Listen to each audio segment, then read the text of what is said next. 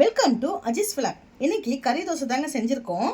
பாருங்கள் எவ்வளோ சாஃப்டாக இருக்குது, நல்லா முறுமுறு, நல்லா சூப்பராக இருக்குது. பாருங்கள் இது எப்படி செய்யலாம் பார்க்கலாம், வீடியோக்குள்ளே வாங்க.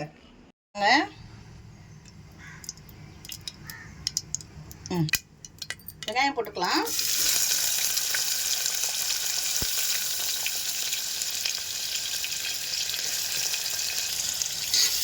நல்லா வதக்கி விட்டுக்கலாங்க. இஞ்சி பூண்டு போட்டுக்கலாங்க. இஞ்சி பூண்டு போட்டு ஒரு 2 நிமிஷம் நல்லா வதக்கி விடுங்க. கொத்தனக்கறி நல்லா வாஷ் பண்ணி வச்சுருக்கேங்க. தண்ணி நல்லா ட்ரை ஆயிடுச்சு. இப்போ சேர்த்துக்கலாங்க.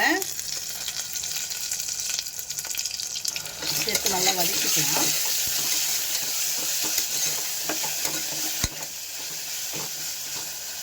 மஞ்சள்தூள் போட்டுக்கலாங்க.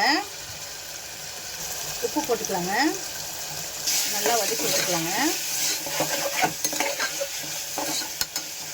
இப்போ தக்காளி போட்டுக்கலாங்க.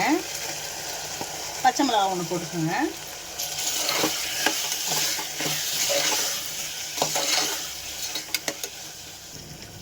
சோம்பு போட்டுக்கோங்க 1/4 ஸ்பூனு. சீரகத்தூள் 1/4 ஸ்பூன் போட்டுக்கோங்க. மிளகாத்தூள் உங்களுக்கு காரத்துக்கு எவ்வளோ வேணுமோ அவ்வளோ போட்டுக்கோங்க. நான் 1/2 ஸ்பூன் போடுறேன். கரம் மசாலா 1/4 ஸ்பூன் போட்டுக்கோங்க. தனியாத்தூள் 1/2 ஸ்பூன் போட்டுக்கோங்க. இப்போ எல்லாம் சேர்த்து வதக்கிக்கலாங்க.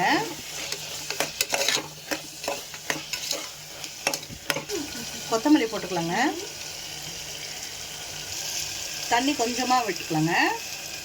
ஒரு 2 விசில் போடணும். அப்போதாங்க இது கொஞ்சம் வேகும். கொஞ்சம் தண்ணியாக இருக்குது, கொஞ்ச நேரம் வற்ற விடலாம். கொத்தமல்லி போட்டு இறக்கிடலாங்க. இப்போ 2 முட்டை எடுத்துக்கலாங்க.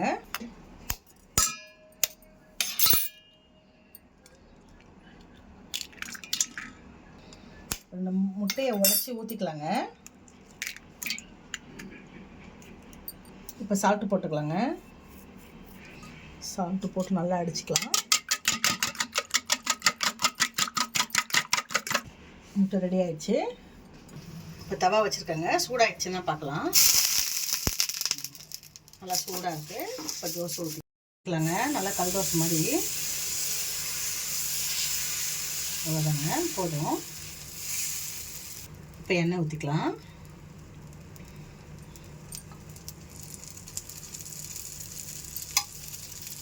முட்டை அடித்து வச்சுருக்கோம்லங்க, அது கொஞ்சம் ஊற்றிக்கலாம்.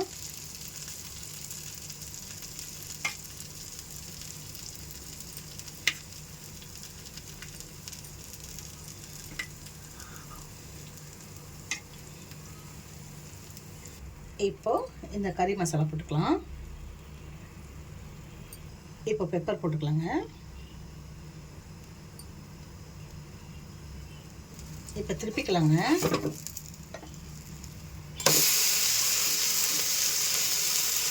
கறி தோசை ரெடி ஆயிடுச்சுங்க. கண்டிப்பாக உங்கள் வீட்டில் ட்ரை பண்ணுங்கள்.